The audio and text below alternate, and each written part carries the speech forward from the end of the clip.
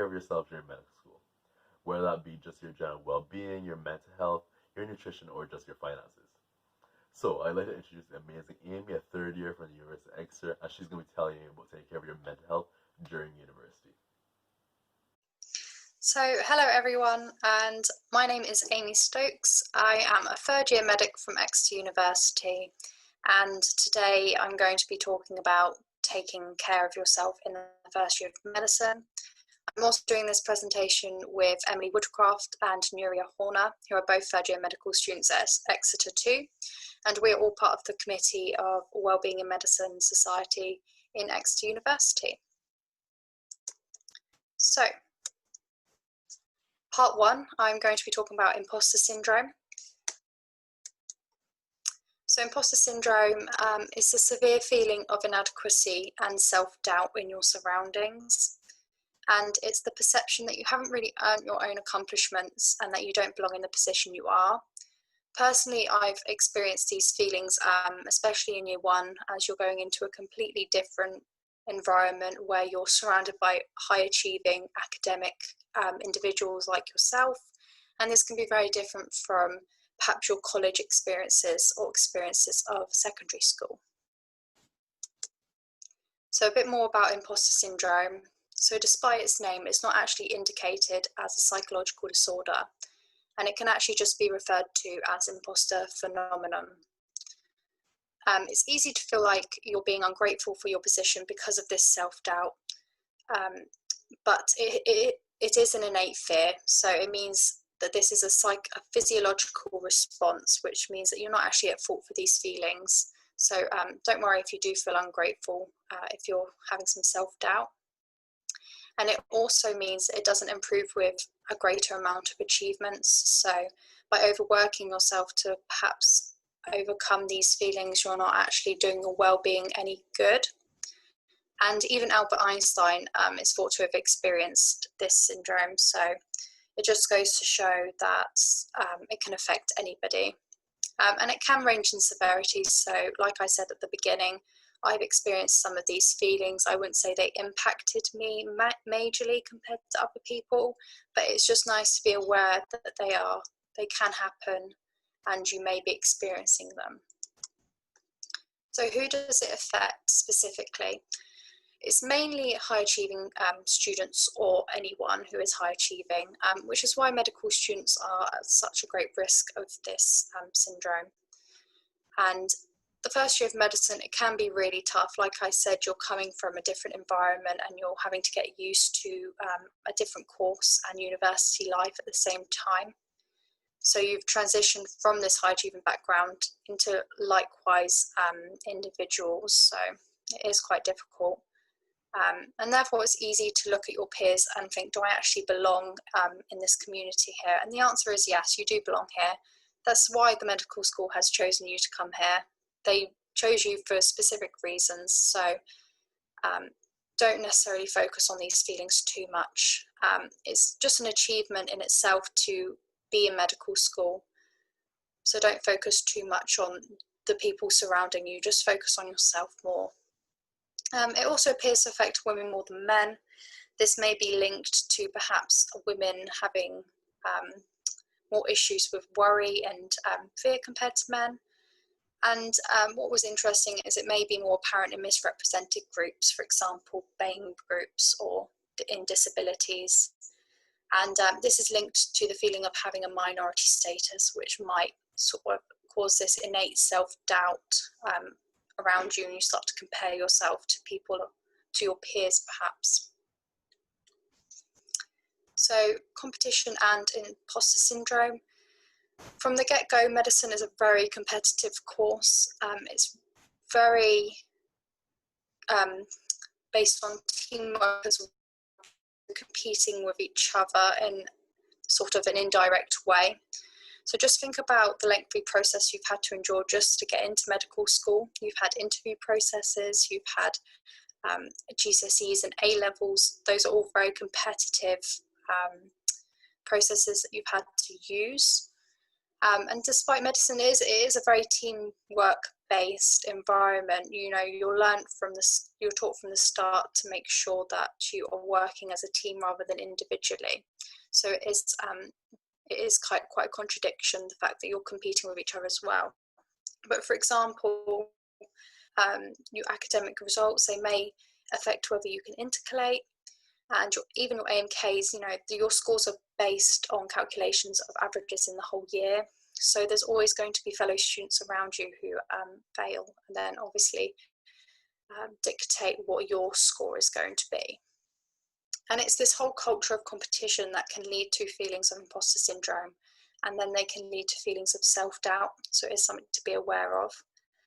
But all you can do is try your absolute best, and that is the most that anyone will ask you to do. A lot of medical schools are actually quite lenient and are accepting. As long as you're trying and working hard, they understand that, and they do try to give you as much opportunity as you can to recover from any perhaps grades that you haven't quite met.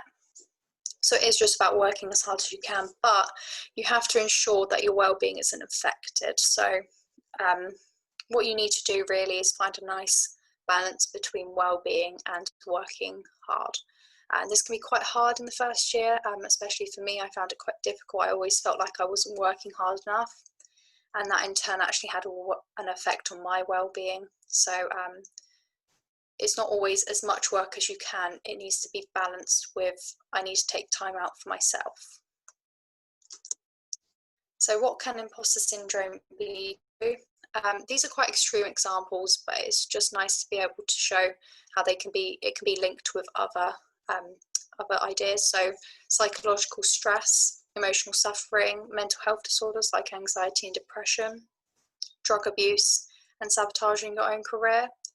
So it is important to highlight these issues and be able to identify them in yourself, or maybe your fellow friends as well. As a little side note, I want to talk about mental health quickly, as I did say that imposter syndrome has been linked with mental health issues. So the prevalence of depression is about 27.2% in medical students. And this is because medicine is challenging. It is a very competitive and demanding course. So it is understandable that sometimes mental health can suffer, but again, it is about finding that balance between your well-being and your work life. So it isn't uncommon to come across conditions such as anxiety and depression. And what's actually interesting is when starting university, the mental health of a medical student is actually similar to that of a non-medical student and the general public. But as their course progresses, their mental health tends to worsen. So it is important to understand that this may happen very slowly throughout your course, where you might not even realise that your mental health is deteriorating. So it is important to have sort of maybe days or just a five minutes every evening just to focus on your mental health and think, what have I achieved today? How do I feel? And just sort of basic things like that. So yeah, it is important to be aware of these disorders in yourself and in your friends as well. So just briefly, anxiety disorders, they are, it's a rational and physiological response caused by several different triggers that basically lead to excessive worry and fear that cannot be controlled. So it's really easy to feel overwhelmed by new situations and routines. And when you obviously move to university, you're in a completely different situation. You haven't got your family in the same area usually. And you obviously have a very different routine where you're having to do your own self-directed learning. So it's very different. So it may take a few months for you to adjust, but that's totally fine. Just try and focus on your well-being during those months and ensure that you are trying to learn how you can form a new routine for that environment. So some tips for anxiety. I've put here, create a routine that's work efficient but also not too crammed. So I find a routine is really helpful for anxiety, and it just seems to help me gain more control of it. And don't revise on bad days. This is probably my biggest tip, is not to revise on a bad day, because you're not going to revise efficiently. And you're not going to be able to retain the information that you're learning anyway. It's better just to say, okay, I'm having a bad day, I'm going to take today off and I'm going to pick up my book tomorrow, that will help you so much more than sitting there for 8 hours when you feel really terrible and revising for those 8 hours. And again, just don't be upset if you don't stick to your plan. Life happens and things happen that interfere, and if you get upset over them, there's nothing you can do about it. You just need to leave that and try your best the next day.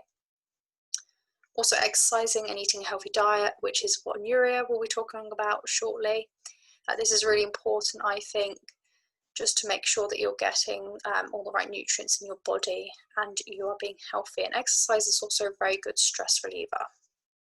Also, I find working in a clean environment is a lot more helpful for my revision than anything else. So I feel like if I'm in a messy environment when I'm revising, that it's very distracting. This is actually maybe a reason why people prefer libraries, because obviously they're outside of their room and it's a clean environment. So for me personally, making sure that my room is clean is something that really helps. It's just a little thing sometimes that sort of help you. Just briefly, depressive disorders is this prolonged feeling of numbness and low mood, and it can affect people in multiple ways. So it may, so for some people it may be extremely difficult to get out of bed, for example, or to even move. And it is this overall dissatisfaction with life, which can be very distressing, and it can lead to feelings of guilt. You feel guilty that you feel this way about life when everyone seems to feel amazing about life. So it is distressing, and if you feel like any of your friends are experiencing this, please do talk to them, because it is very upsetting for that individual as well, not just for everyone else watching that individual. So some tips for low mood and even depression: try to watch some light-hearted shows. For example, I watch Friends, and that seems to always pick up my mood quite a lot. Self-care is really important for low mood. Just doing the little things like making yourself a cup of tea, getting showered, getting dressed. Just those little things really help you to carry on through the day, and you don't even need to revise or do anything on those bad days. But as long as you just make sure that you're looking after yourself, then you feel a lot better. And also, slightly reducing your hours of revision during these tough periods. And seeking help from tutors. So tutors, they can be really good people to talk to because they understand your course, they've been through it a lot of the time, and they can be really helpful. And also phoning friends and family. Now, you don't necessarily have to talk to these friends and families about your mental health, but just phoning them and listening to their stories can actually make you realise why, that you're happy there in your life. So it can bring back a bit of satisfaction. So how to get help? A few websites that I have put down that I find really helpful. So Mind.org, this is a really good site for explaining any mental health condition. It really is, and it provides videos of people explaining them. So it's very holistic, and it's really good if you're just thinking, oh, I don't quite understand this, or I don't quite know how I would approach that. Use Mind.org, it's really good. And Koof is really interesting. I think it's an app designed by students for students to provide mental health support and allow you to talk to others facing the same issues. So it's basically like an online network, like Facebook Messenger, but except you're specifically helping your own mental health. The NHS Mood self-assessment. This is nice if you're trying to request support without having to talk to someone directly on the phone, which can be a barrier if you're suffering from anxiety and depression. So that's nice to use. And also Silver Cloud is a really good app where you can undergo therapy like CBT, again, without needing face-to-face sessions with an actual person. And these are really good, both the Silver Cloud and the NHS Mood self-assessment. They're really good things to just initiate that sort of requesting support for your mental health. And then you can obviously have things like Samaritans where you call up. And also I think educating yourself on mental health conditions is really important, because when you do that, you start to understand them a bit better, and you can identify them even in other people as well, and maybe understand them rather than judge them. Also look at the wellbeing services or resources that your universities offer. I know Exeter is really good with their wellbeing services, so I'm not sure what other universities are like, but it's just about sometimes just looking, or maybe even just asking your tutor if they have any resources for you. Again, seek help and ask questions from your tutors. They are often really lovely and will help you. And don't ever believe that your mental health conditions will limit abilities as doctors. If anything, they can make you 10 times more passionate and dedicated. So even if you're just having some feelings of imposter syndrome, don't ever think that it's limiting your abilities. You've just got to do as best as you can.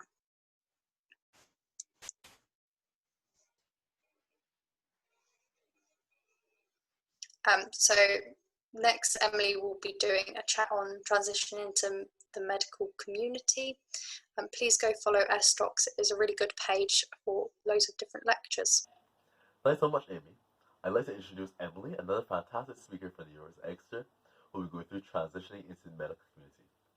And I'd like to remind everyone to like and subscribe to our Medics.Academy YouTube channel, join our S-Docs Facebook group, and join our S-Docs Slack group to keep up to date with all of our content. Okay, so hi there, I'm Emily Woodcraft, and I'm also a third-year medical student, and I'm just going to talk about the transition into the medical community as a whole. So I'll talk a little bit about transitioning into the kind of medical school side of things, so here it is, and then I'll also talk about the kind of clinical side of things, because they're quite a unique environments that you might not have previously had any kind of experience in. So yeah, starting off with the medical school environment, obviously the workload is heavy. There is a lot of content to learn in medicine. Like Amy was saying, you've got to really work out a nice kind of work-life balance. But I think my main advice for this, because obviously we can't reduce the amount of content that you need to learn, unfortunately, but the main kind of advice I have for you about that is setting realistic expectations for yourself and being flexible in how you work. So everybody works differently. Everyone has their own kind of way of learning. Are you a visual learner, etc. And I think for first year, you've got the time to try out different revision styles.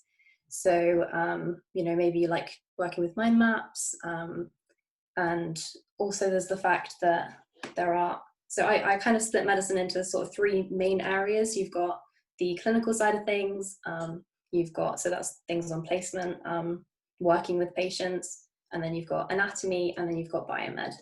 And for example, when I do revision for clinical things, it's very different to how I revise for biomed and anatomy. So it's kind of working out what works best for you. Don't be afraid to try out something new, and also don't compare yourself to what others are doing. So for some people, working hours a day in the library, just going over notes all the time is helpful for them, and how they revise and how that works out for them. And that's great, but for some people that might not work out so well. So just kind of, again, with the imposter syndrome, don't be comparing yourself to how others are doing. Just give yourself the time to adjust and experiment with different styles and find out which ones work for you. And then also, I think another key thing about medical school is that you have a really big community of lecturers and teachers, tutors, etc., who want to help you. So don't be afraid to ask them for help, along with your peers in the medical school, so your classmates, your friends.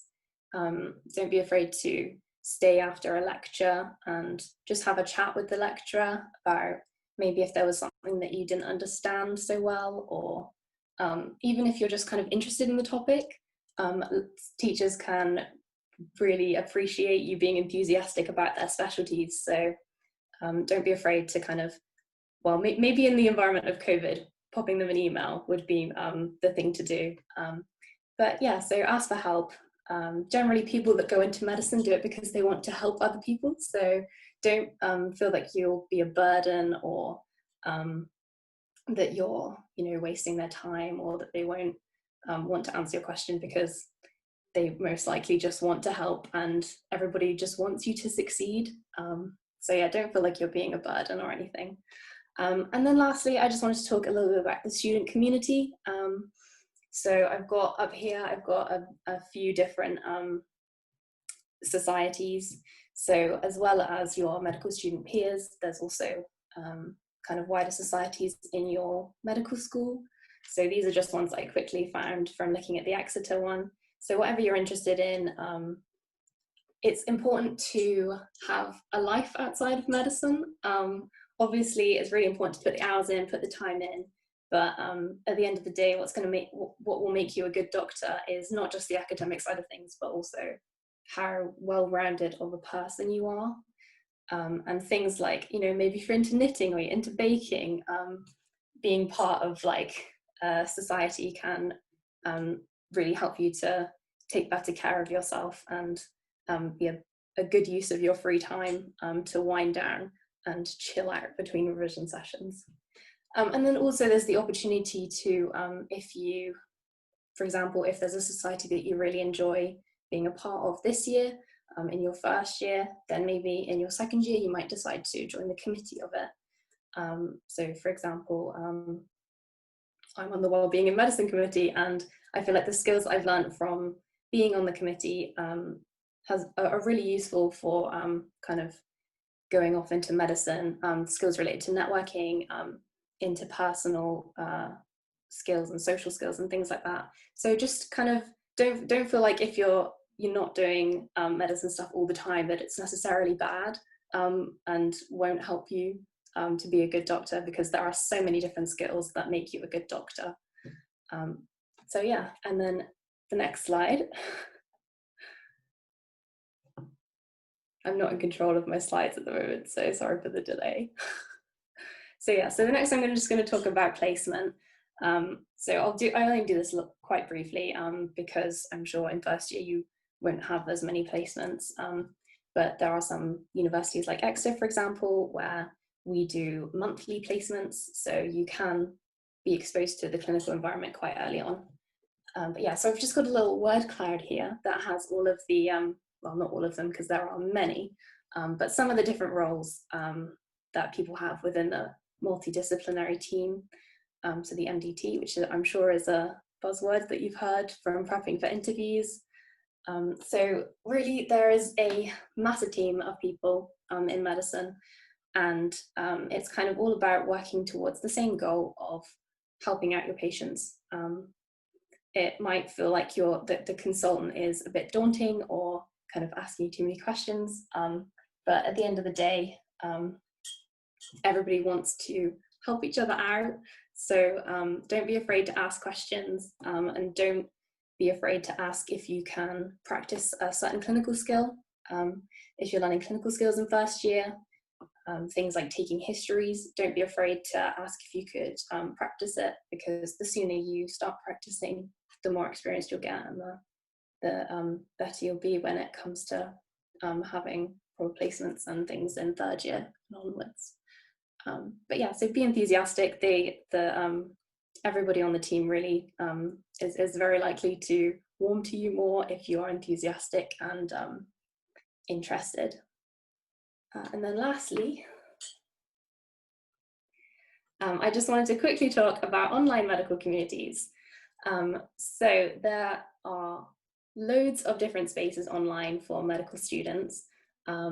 So from all the way at the bottom of the hierarchy, I've kind of got it in order of formality. We have things like memes, so pages where you can share different like kind of funny images and stuff with each other. And I think it can be really good to have these spaces so that you can kind of see that you're not in it on your own. So maybe if you kind of in your school are seeing that everybody around you is maybe kind of achieving really well, and that feeling of imposter syndrome where, you know, you're really struggling with a concept, for example in this one, if you're not understanding action potential and you think, oh, everybody else understands this, but I just can't wrap my head around it, and then the feelings of, you know, imposter syndrome kick in, and then you see something like that and you think, oh, you know, I'm not on my own. These can be kind of really helpful with those feelings of kind of lack of self-worth and things like that. But yeah, kind of moving up, there's Facebook groups and pages. So for example, the SDocs page, of course, is a good one to follow for that kind of feeling of community, as well as good resources for if you're actually learning or wanting to revise. And then there's Instagram pages. So my personal favorite is Mnemonics. So they just, they post kind of different mnemonics that help you remember different concepts in medicine, which I find really useful because I like having things dumbed down to simple kind of things like that, so I can help remember them. And then there's Med Twitter is a really good hashtag to follow. So it's a little, I've kind of said this a little bit more formal because there are people like consultants and other kind of medical students are generally on Twitter using this hashtag, and I think it's quite a good space to get your head into what is happening currently in medicine, kind of what are the hot topics that consultants and doctors are talking about at the moment. So it can be really good to get involved with these spaces or just kind of have a read through, and it kind of pulls you away from the sort of pure academic side of things and back into like, oh, this is real, like this is people actually being helped by medicine, or kind of interesting, innovative, new things going on that can kind of really get you excited about medicine again and like motivate you to go back and revise different concepts. And then lastly, of course, is LinkedIn is kind of the most professional platform, but mainly you can just use it if you ever want to reach out to people for research or placement opportunities. So it's kind of always worth just having an account, even if you don't check it a lot. It's nice to just have that building up in the background. But yeah, that's all from me. Thank you so much for listening, and now we're going to hear from Nuria about nutrition and health. That was great, Emily. Now I'm delighted to introduce Nuria, who will give you some great tips on nutrition and health during med school. Hello everyone, my name is Nuria. I am also a third year medic at Exeter University, and I'm going to be talking to you about nutrition and health. So keeping your mind and your body healthy. First of all, congratulations on starting your course. It's such an interesting and rewarding course, and it will definitely keep you busy throughout the year. Like Amy and Emily have said, you will that there is a lot of content, you will have a lot of information to learn, but hopefully the tips and tricks that we give you today will help you throughout the year and also throughout the rest of your medical career. This year is likely to be a little bit different. Obviously, we've got COVID-19, so in terms of going out and socialising a lot at the beginning of the year, that will be a little different this year, but we wanted to give you some tips to maintain your health and well-being during what will be an odd year for all of us. Of course, keeping your mind and your body healthy do go hand in hand, as I will talk about in a bit, but I'm going to talk about nutrition, physical activity and mental well-being separately, and just give you a few suggestions because we're all individual and different things work for different people. So first of all, physical activity. Like I said, different things work for different people. Physical activity does not have to mean playing sport, going to the gym, running. It can just be going for a walk, whether as a revision break or just for some fresh air, and it can be really beneficial to get your body moving. There's a reason why I chose the words physical activity rather than exercise. I think the word exercise often has connotations with sort of doing a really intense workout. And the point I want to make here is if that's what you enjoy, then that's perfectly fine. And you can do that to stay healthy and get a rush of endorphins. But you can also just go for a leisurely walk with friends, and you're getting your body moving, you're getting some fresh air, and that can really help your body and your mind. Also, many universities will offer sports that you can do. Now you can, if you have a particular preference for sport, whether it be hockey, football, netball, rugby, you can train with the university several times a week. But if you want something that's a little bit more chilled out, especially because in medicine you can have more contact hours, then intramural sports are a great way to get some exercise in and also get to know people on your course. I personally did it in my first year of medicine. I played with the Medics netball team, and it was just such a lovely way to socialise with people. And also, we only trained once a week, so it was very easy to fit within my schedule.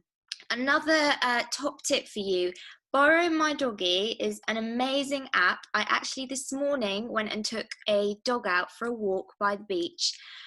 Basically, you sign up for the app and you pay a small fee. I think it's something like £12, and that covers your insurance if anything, hopefully it won't, but if anything does go wrong.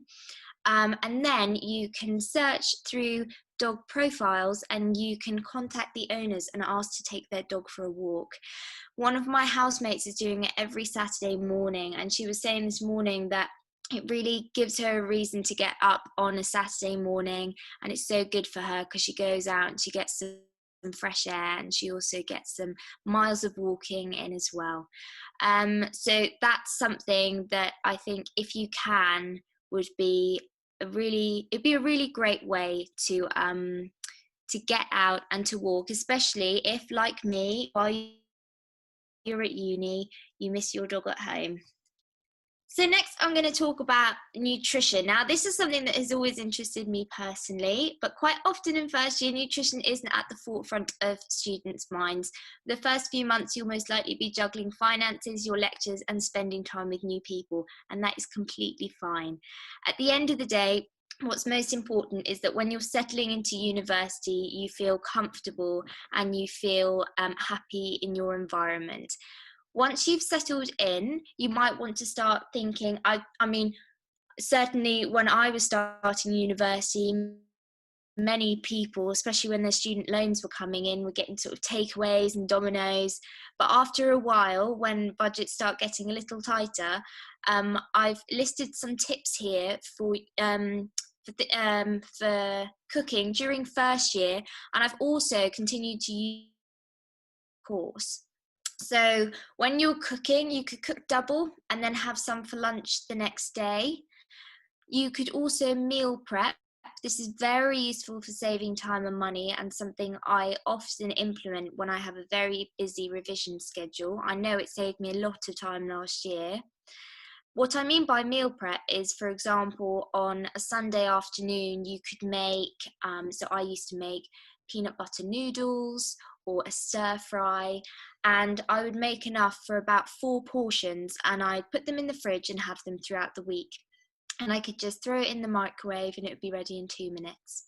You can also make classic meals like your spag bowl, your chili con carne, or a curry, higher in fibre and vitamins and minerals by just adding a variety of veggies. So, for example, one of my flatmates in first year, when he made his bolognese, just used to put a can of tomatoes and, I don't know, a couple of carrots, and that was completely fine. But he was asking me how he could get more veg into his diet, and I said, well, why don't you add a few peppers or a few peas, whatever you have in the fridge, really, just to bulk it up a bit and also get those extra vitamins in. So he ended up doing that, and he thought it was actually quite tasty. So that's a little tip for you. And also, if your budget doesn't stretch to buying fresh veg, frozen veg is just as good, and it's often so much cheaper. I know I always buy frozen peas and frozen sweet corn for that reason.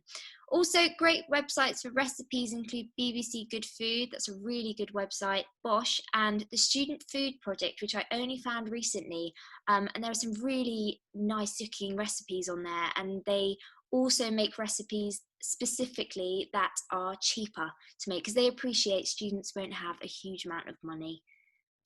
Taking care of your mind. So I really wanted to talk about this last because it does encompass physical activity and nutrition as well. They definitely go hand in hand. And I last year did a little presentation for a group in uni on coping strategies. So I've basically taken a slide from the presentation I did last year and just wanted to talk through it a bit with you guys. So first of all, what can we do to cope with the environment in medicine. Don't get me wrong, it's an amazing course, but sometimes the workload can be just a little bit overwhelming. So what can we do? First of all, getting a support network around you is really important. I was once speaking to a foundation doctor, and I said, what is your biggest tip for someone starting medicine? And she said, make sure you've got a support network and really establish it early on, and they will help you so much throughout medical school. Don't be afraid to talk to people if you are finding something quite overwhelming. I think definitely a couple of weeks into uni when I started, I was thinking, gosh, this is a lot of work. I'm not sure how I'm going to learn everything. And a few weeks after that, I was actually talking with a friend, and she said, goodness, you wouldn't believe how many people I've talked to who said exactly the same thing. And next, make sure you have a social and a personal life. Like Emily said, it's important to do things outside of medicine and outside of studying, and to take time for yourself. When I was researching for this presentation, I had a look at various studies. One study found that impaired social activity was linked to impaired psychological health. It's so important. So, and like Emily said, it's really easy to meet new people by joining societies, etc. Obviously, this year might be a little bit different, but I know a lot of societies are doing events online. So really get involved with them, and you might be able to meet some new people. Also, when I was looking into this, there was a difference between active and emotional coping strategies. So active coping strategies are problem solving, or reevaluating a situation if something doesn't quite go your way. Emotional coping strategies are becoming withdrawn from a situation, or just accepting something as your fault when it's not necessarily. And there was a study that found that emotional coping strategies predicted forthcoming mental health problems over active coping strategies. That's something slightly it's a slight tangent to this presentation, but you can find lots of things on coping strategies online, both active and emotional, and I really recommend having a look, because it's actually very interesting. Also, exercise or physical activity, one or the other. Just 1 hour of exercise a week can prevent 12% of future cases of depression. And when I read that, I just thought it was very interesting, but also I was quite surprised by that, the fact that it's just 1 hour. And that could be just 1 hour on a Saturday, and then just starting off with 1 hour on a Saturday, and then you could increase that throughout the week as well if you wanted to, if you enjoyed it. Sleep is, I think, so underrated. It's so important. Sleep can affect the foods that you choose, your mood throughout the day. This particular study that I have on this slide found a relationship between less sleep and significant negative mood change. The recommended, everyone's individual, but the recommended is around 8 or 9 hours a night. In university, sometimes, I know, speaking from personal experience, that can be quite difficult to get, especially if you have several deadlines or exams coming up, but really making an effort to get those hours in can make a big difference. Mindfulness as well. Oxford Mindfulness Centre in 2016 showed that patients who engaged in therapy were 23% less likely to suffer an episode of relapse. Now, this study focused specifically on patients with mental health problems, but mindfulness can actually be beneficial to many people. Even you don't have to be sat there for 30 minutes in the morning or in the evening. You can just do 5 minutes at the beginning of the day, and it just it's very relaxing and it recenters you. And I have some friends who do it, and it just really prepares them for the day. The SMILE trial is one of my favourite trials I've ever read about, actually. It was a randomised control trial, and it was published in 2017. It was quite a small study, but it's one of the first in this field. There were 56 participants that completed a 12-week trial.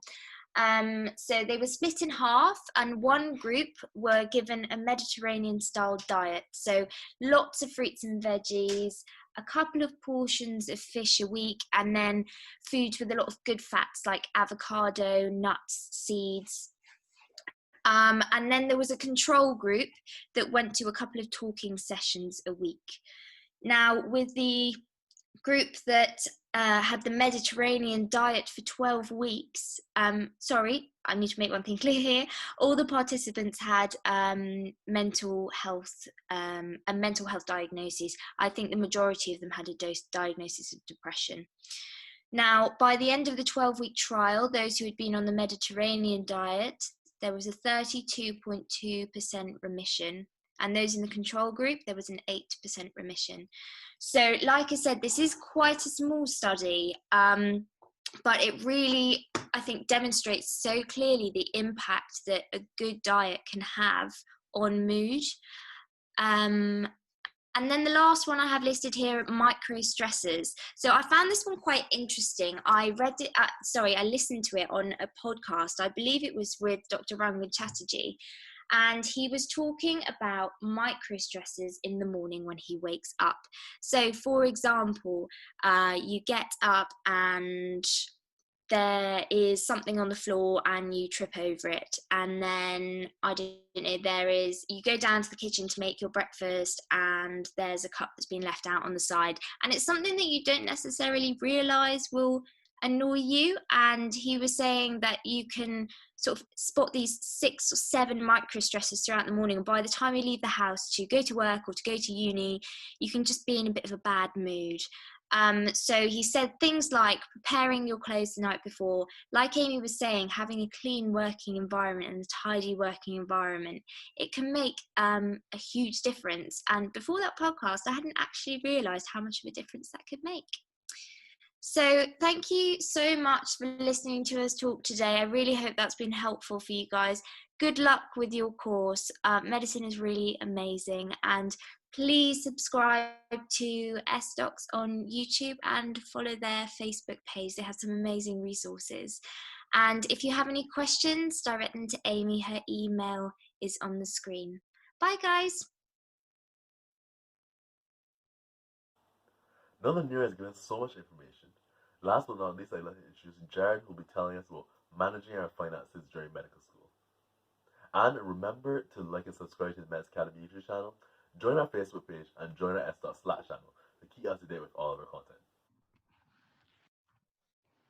Hi guys, welcome to my talk today about managing finances. I hope you're enjoying the day and you found it useful so far.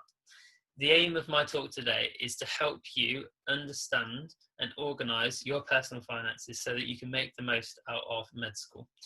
And in my talk today, I will be extending several invitations for little tasks that you can do to help you be more comfortable managing your finances. And I found them helpful myself, which is why I'm sharing.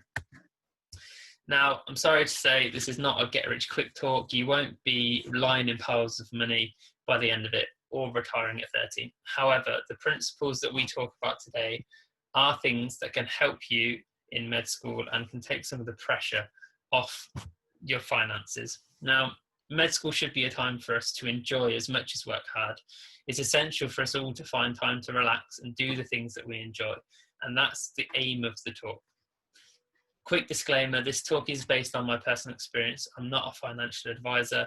It's important for you to do your own research for any financial decisions that you do make. So first of all, being concerned about finance is important. And there's this unspoken rule among doctors that we don't talk about money. And I think it's really unhealthy. It really dates back to when we're applying to med school. You know, the worst thing to say in an interview is you want to be a doctor so you can have a safe, steady income. And you've probably had people come up to you and say, oh, you're going to be a doctor, you're going to be rich. Sadly, that is not the case. And it's really important for us to talk about it so that we can protect ourselves and our future families against financial difficulty. As well as this, we talk a lot about mental and physical well-being, but we very rarely talk about financial health. And financial health really can influence our physical and mental health, so it's an important thing to talk about. And the big question today is, what do you want out of your time at university? Do you want to travel? Do you want a car for your placements? Do you want to live with friends or live alone? Do you want to be involved with societies and research that can take a lot of time? Do you want to intercalate? Do you want to go on an elective abroad? And these are all things you need to be considering, and the earlier you consider them, the better. And today we're going to look at 3 steps that help us to live happily in university and to have the money to do what we want to do. Number 1, begin with the end in mind. So we're going to make a plan of the whole of med school, the end being graduation. Secondly, we're going to look at long-term planning to help you in the short term. And this is something you can apply whether you're a 1st or a 5th year, it can still help you. And finally, a few tips and tricks that I've found have helped me to enjoy my time at university. So step 1, along with invitation number 1.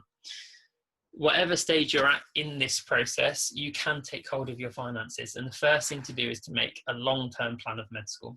I'm a huge advocate for planning and goal setting. And the further in advance that you can plan things, the better. Combine that with appropriate goal setting, and those skills can be applied in every aspect of life. Now, I understand things can change, and they do change. If I move this down here. But that's just part of the process. So the first thing you need to do is to lay out your income for each year. Things like your student finance, your NHS Bursary, a parent's going to help, and any other bursaries that you might be eligible for. Then you need to look at outgoings, rent, intercalation. Do you want to travel? Do you want to go on an elective?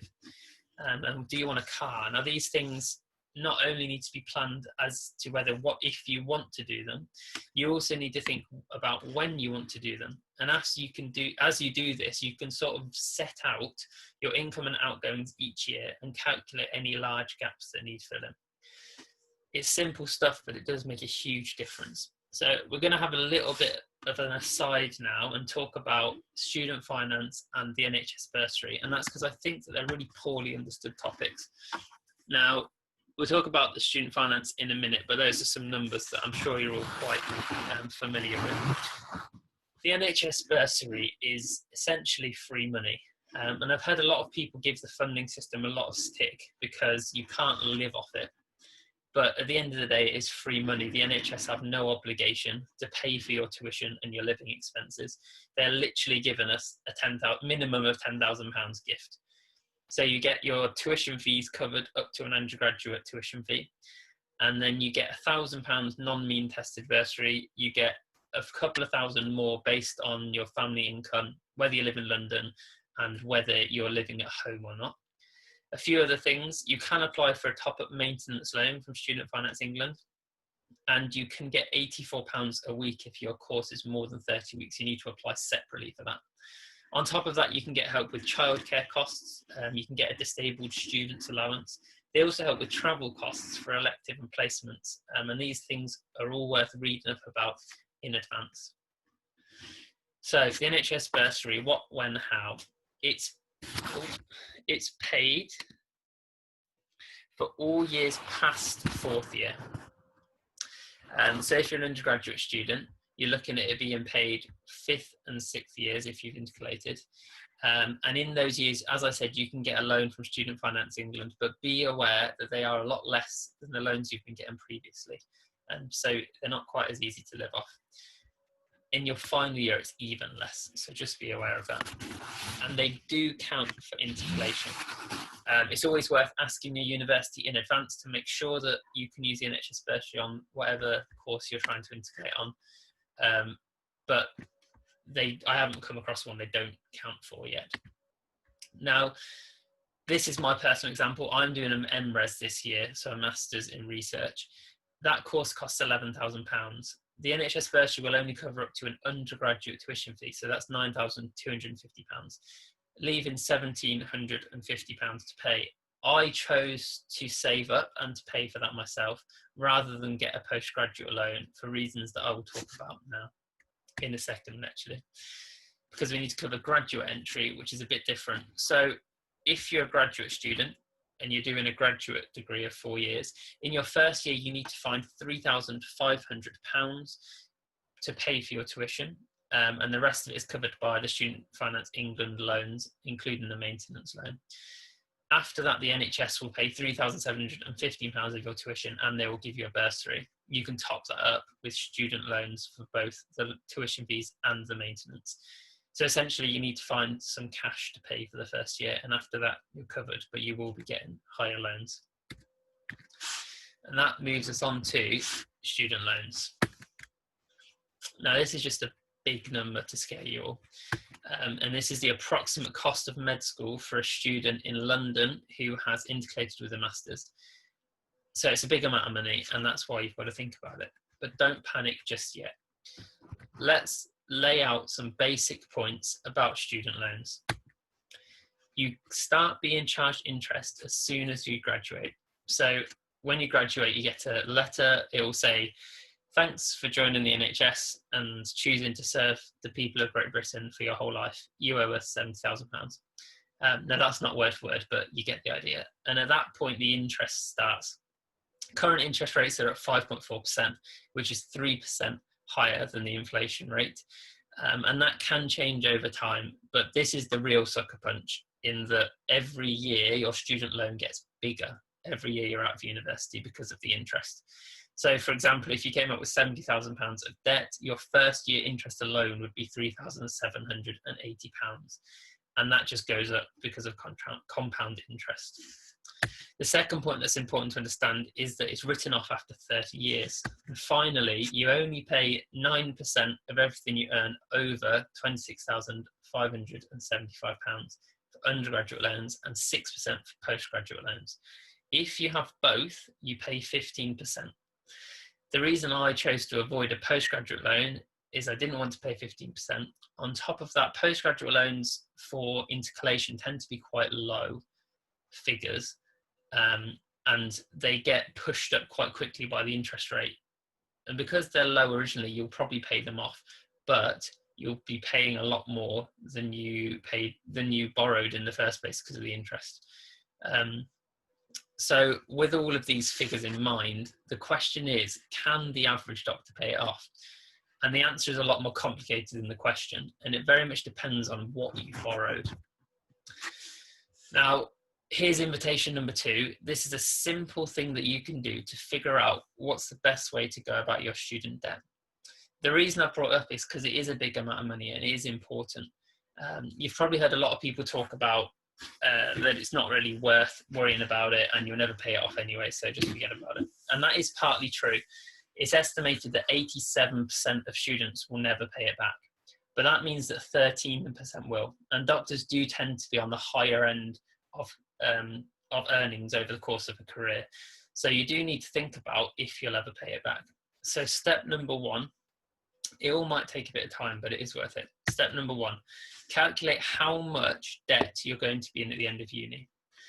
Number 2, figure out if you're ever going to pay it off. Now, you can do that in a spreadsheet. You can get the NHS wage structure. You can get your debt with a yearly increase on the interest, and you can figure out if you're ever going to pay it off. Now, it does take a little bit of time, but it is worthwhile. And the final thing that you need to start thinking about is it worth trying to pay it off early or not? And quite frankly, it depends on your situation. And if you've borrowed the lower amounts, it may be worth it. But don't rush into this. It's a long-term decision. And if you get it wrong, you can end up paying a lot more than you ever needed to. So speak through it with a financial advisor about your personal circumstances and see what they say. When I did my spreadsheet, it was only worthwhile if you're able to pay it off within 6 years of graduating. And that's obviously quite a lot of money per year, depending on how much you've borrowed. Now, if you're never going to pay it off, and there's no hope of that, then see it as a student tax. Just forget about it. Just think that you're being taxed 9% more than everyone else, and that's what you've paid for going to university. And you might pay a little bit more than you borrowed, but it's not going to break the bank. Now, these are very rough guidelines. I would encourage you to do a bit of reading around it as well, but this is the general idea.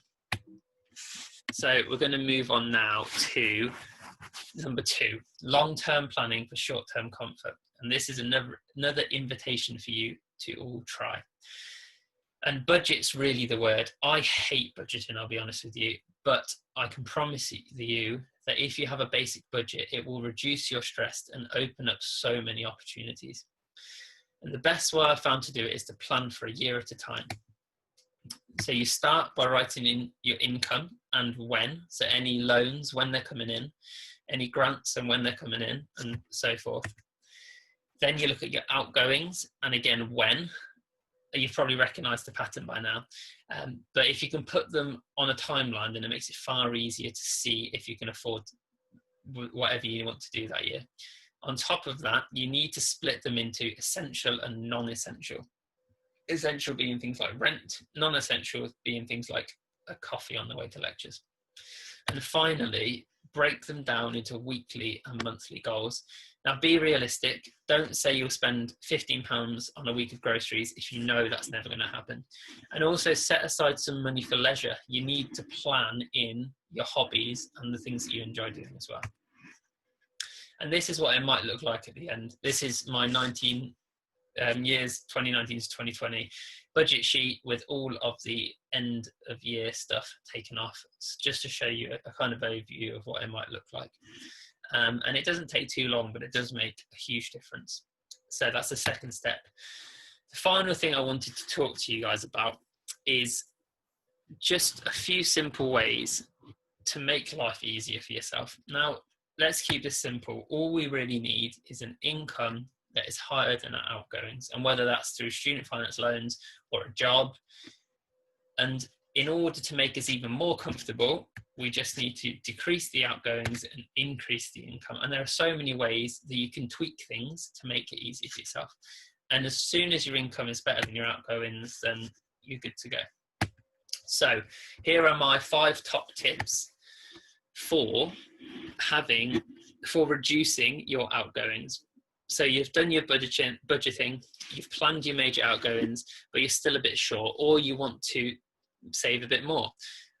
What you can do first of all is track what you spend in the average week, and there are so many apps that will do this for you. Starling Bank have a fantastic service. It's all online, and they help you track exactly what you're spending your money on, and look at where you can save when you've done that. A few other tips that I find really helpful. Number 1 is to switch. Mobile, electricity, gas, car insurance. If you switch or threaten to switch, you will get better prices. The other week, I knocked £8 off my monthly phone bill and doubled my data. I also knocked £500 off my car insurance. £500 would take me many, many hours of minimum wage working to get that amount of money. It's a far more effective use of time to save money that is as simple as a phone call. So take an evening, write down everything you pay for monthly and everything you pay for yearly, and just call around and see what you can get cheaper. Number 2, understand the tenancy deposit scheme. This is a government scheme that protects your deposit. When you go into a house and when you leave a house, take lots of photos, lots of videos. If you are to break anything during your tenancy, fix it, because you're always going to be able to do it cheaper than the landlord is going to find someone to fix it, and it will cost you a lot more money. If you're clever about it, you can keep your deposit through the whole of med school, because every time you move, you'll get all of it back, and you just use it for the next house. Number 3, learn to cook. It's enjoyable as much as anything. I love cooking, and I've learned how to make a cracking KFC during lockdown as well. Learn how to cook your favourite takeaways, and your friends will love you as well, and it will save you a lot of money. Number 4, cashback and plugins. Now, there's loads of cashback sites. Just have a little Google and find one that works for you. But if you're going to be spending money on things, you might as well get a couple of % back. And also, you can get plugins that are automatically on your browser, and they find discount vouchers when you check out on various websites, and you can save a lot of money doing that over the course of the year. Finally, my personal favourite, along with switching, is go on to comparthemarket.com, buy a £2 travel insurance, and then get 2 for 1 cinema tickets for a year. If you go to the cinema once in a year, you've already made your money back. So there's 5 tips for you. Now let's look at increasing our income. And we're going to talk about doing this in 2 ways. The first one are in lump sums. So this is where you get given money once. Examples of this are grants, bursaries, and competitions. The way that I like to search is to look at my university first of all, then look at national big organisations, things like the BMJ, the Royal Colleges and the Royal Societies, and then look at interests that you have. So if you're interested in haematology, look at some haematology organisations or journals and see what competitions they've got going on. And also, if you're doing any research, look around and see if you can squeeze it in to any competitions. If you've done the hard work of the research, you might as well use it and try and make something out of it. It'll be good for your CV and for your wallet. As well as this, electives have a huge number of bursaries, and some will even pay in full if you're not too fussy about what you do. And these kind of grants and bursaries for all of these different areas don't have that many applications sometimes. So a few hours of searching can actually bring back a very good return. I've also put clinical trials on the bottom of this. Now, that may be a little bit controversial, and I don't advocate selling your health for some money. However, I've found them a really great way of making some cash. Always research the trials really well. And as med students, we're somewhat privileged in that we understand the jargon in the documents that they hand out, and therefore we're able to make a better judgment of the risks involved. Don't risk your health, it's not worth it, but it is a good way of making some money. Finally, we're going to talk about cash flow. Now, cash flow is really important. No matter how good your budgeting is, there will be unexpected costs. And it's important to have some form of cash flow for safety and for saving. In my opinion, it's always good to have 2 or more different streams of cash flow. So if one disappears, the other can keep you going. And the most obvious form is a part-time job. Now, you can look at being employed and self-employed. Employed, obviously, you're going to have regular hours. It's a more stable income. Self-employed, the hourly rate is better and it's more flexible. So you need to decide what's best for you. But there are so many jobs you can do in med school. And as a med student, you will be respected just for being there. You've got A's in your A-levels. At the very minimum, you can do tutoring for A-level students.